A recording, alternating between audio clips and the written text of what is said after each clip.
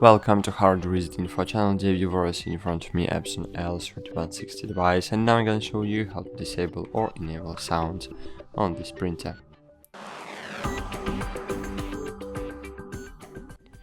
First, you need to find settings, or you can do it from settings, or of course you can do it using the main menu, and it will easily method to disable or enable sounds. Find the quiet mode, and here you can enable or disable this mode.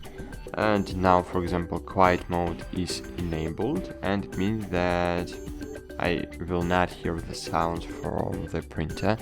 But if you disable it, it will mean that sounds are enabled. That's it. Thanks for watching. Like this video and bye. See you.